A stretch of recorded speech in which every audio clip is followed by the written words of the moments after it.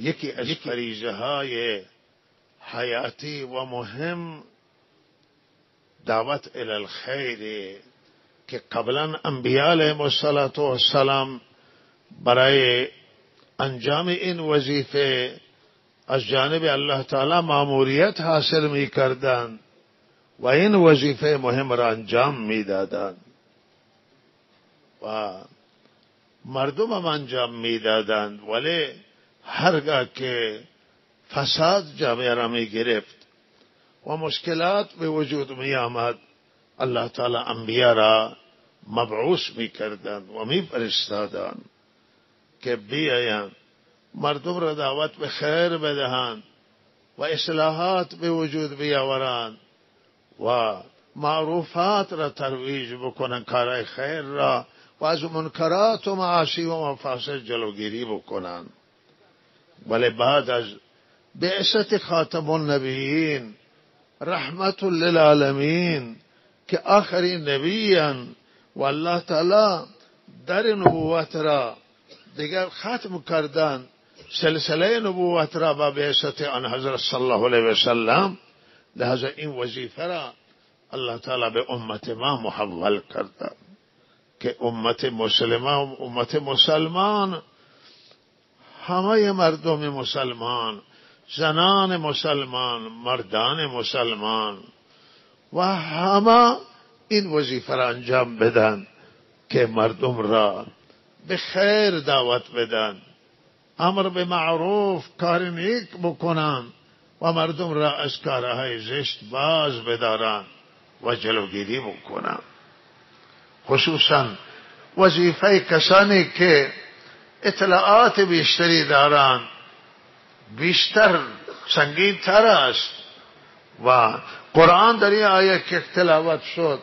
قرآن عظیم الشان میگه یک گروهی از شما باشد که اونها روی این مسئله بیشتر فکر کنند، بیشتر توجه کنند و امت را به خیر دعوت بدن، مردم را به خیر دعوت بدن، امر بالمعروف کنند و منکر کنند. و آیه بعدترش می فرماید که همه شما بهترین امت هستید که آخری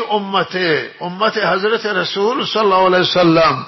بهترین امتهای گذشته است، امتهای دنیا است، و لہذا وظیفه شما اینه که شما میفرماید بهترین امت هستید که به خیر مردم شما را الله تعالی آورده، ما را برای خیر مردم، برای نفع مردم الله تعالی آورده که به خیر و نفع مردم فکر کنیم و امر به معروف کنیم، به کار خیر دلالت کنیم و از کار بد جلوگیری کنیم. این وظیفه حیاتی محوری مهمه. اگر این وظیفه انجام بگیرد جامعه اسلامی شه، و اگر امت مسلمان این وظیفه را ترک بکند جامعه به فساد کشیده می شود. و روی این مهم هست حیاتیه که ما بی تفاوت نباشیم از آن چیزی که در جامعه می گذرد، از آنچه که در حال انجام توی جامعه داره شکل میگیره، ما بی تفاوت نباشیم و وظیفه من انجام بدیم. و اگر این وظیفه انجام بگیرد رحمت الله تعالی می آید، دعاها را الله قبول میکنه، مشکلات ها را حل میکند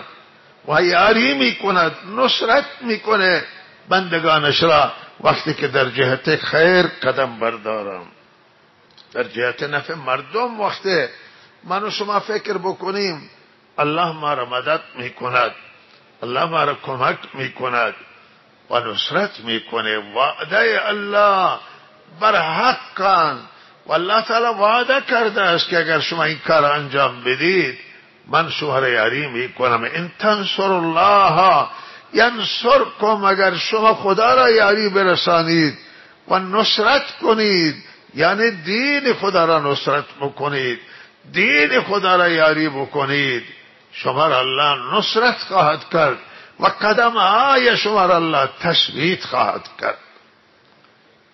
و اگر ما وظیفه من انجام ندیم. فرمودند در حدیث آمده که الله تعالی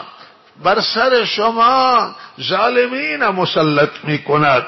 و شما دعا میکنید و دعای شما اجابت نمی شود، قبول نمی شود. الله می فرمایند که شما وظیفهتون انجام ندادید و هر ملت و امتی که وظیفهش را انجام نده لہذا او دعاش اجابت نمی شود به برگاه الله تعالی. و قبل از این که الله می فرماید شرایط شما شرایط بدی باشه و به هر حال ظالمین الله سر شما مسلط کنند، شما وظیفه‌تون انجام بدید، کار دعوت الله را انجام بدید، مردم را دعوت به خیر بدید، بی تفاوت نباشید از آن چیزی که توی جامعه میگذرد، بی تفاوت نباشید، جلوگیری کنید از فساد، از خون ریزی و جلوگیری کنید از گناه، از معاصی، از ظلم و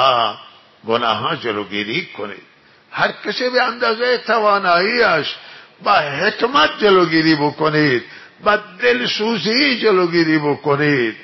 و جامعه را اصلاح کنید. اگر جامعه را شما اصلاح نکردید، تلاش نکردید، کوشش نکردید، شما وظیفه‌تون انجام ندادید و لہذا